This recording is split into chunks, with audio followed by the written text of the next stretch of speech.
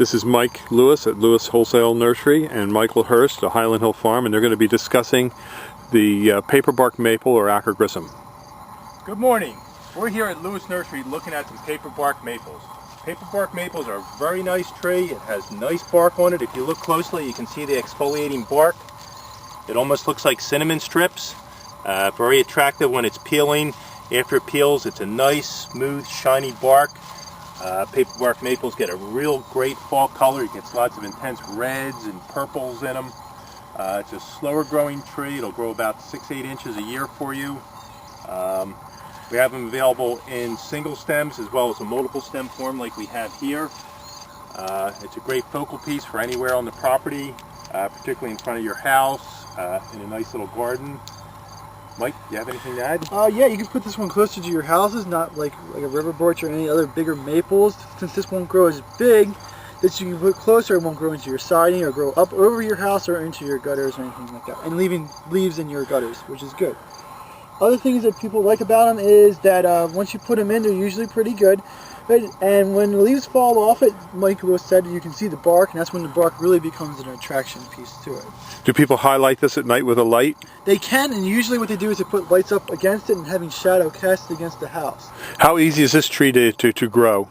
It's not the easiest tree, but you can do it. I think it's very adaptable to a lot of different kinds of soil types. It'll take soil that's a little on the wet side as well as a little on the dry side. Zone 5 to about 7? Yes.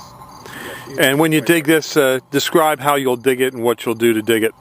Okay, this time of year we pre-treat the tree with Bioplex just to make sure that it'll transplant easily. What we do is we have a mechanical tree spade, a hydraulic tree spade that'll just dig a bowl out for us. We'll put it in a wire basket with burlap tied up nice and tight.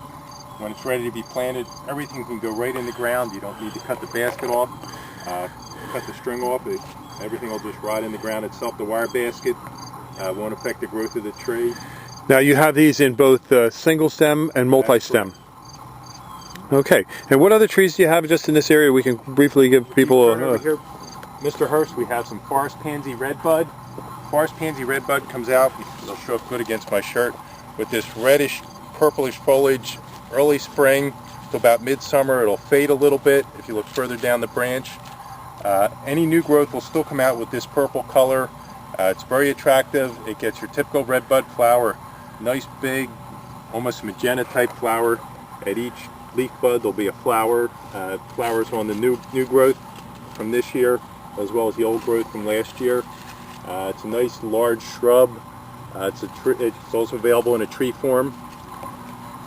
Okay, and then over here? Over here we have another kind of redbud called Cercis covey. It's a weeping redbud. Has the same magenta type flower. You can see the flower buds here. You can almost see the little color in them already if you get up close. And this just has a nice weeping branches. Great focal piece in a garden, anywhere in your landscape. In the spring when it blooms, it's just a cascading bunch of flowers, those magenta colored flowers. What are these trees over here, Mike? This is an unusual one. Has different colors on it. This is a Paradia persica. Persian Paradia. It's a member of the witch hazel family. You can see it's already starting to get its fall color.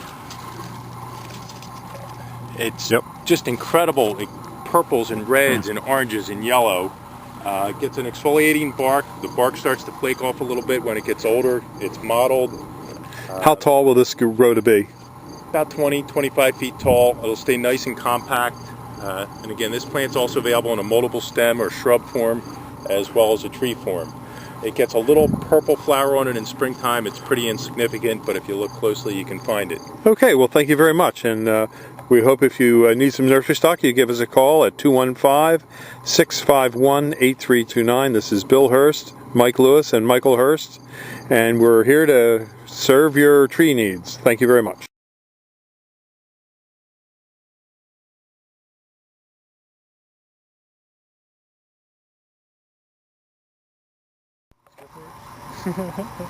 How you doing? We're here at Highland Hills Farm looking at fastidiate hornbeam, or columnar hornbeam. It's a nice narrow plant, as you can see. My fingertips are 8 feet high. This is a plant that'll stay nice and tight, nice accent point. Any place in your landscape where you need a nice vertical line, this is a great plant for that. some people also use it as a formal hedge. They'll get a little bit wider with age, but they stay nice and tight for many, many years. And it has nice silver bark. And I don't know what else to say about it. Mike, do you have anything to add? Well, I've seen it used when people put it next to their decks so that when they grow up, the branches don't grow underneath the deck, it grows upright. And so that means when people are walking by, they don't have to trim it or wall brush into it as much. Other uses that they do use it for is you can put it a little bit closer to the house since it doesn't branch out. And if you want to separate a property line and get a real tight hedge, you can do it right there. Arborvitaes or spruces or anything. Right. Alternative. Yeah. Okay, thank you. And then we see this, we're in September, it's September 23rd, and we can see this autumn brilliance. This is the Amelanchier, and we can see that that's all in bloom right now. Just a nice fall blooming plant with a red foliage in the fall. It'll turn a little red, and it'll have a nice red berry into the winter, which the birds love. It's usually found in a naturalized setting, like along the woods or a wood line, and it's a great bird bush because it provides food and shelter for birds. And it's important to have bushes like this in your landscape for birds, because if you have a bunch of sentinel trees like these bigger trees in the area, that's where a hawk will land and sit there waiting for the little birds to feed on something on the ground, and then it'll try and kill the little birdies, and when it does, the bird will try and get into this bush, so you'll be able to see it not only save itself but feed itself. So again, we're here at Highland Hill Farm on Route 313 in Fountainville, PA, and we do deliver plant and mulch up and down the East Coast for you. And this is just one of our many spots where we were getting our nursery stock from, and we grow a lot of nursery stock here in Fountainville, and we have a big location in Bradford County where we have about 2,000 acres where we're growing material on. So give us a call at 215-651-8322.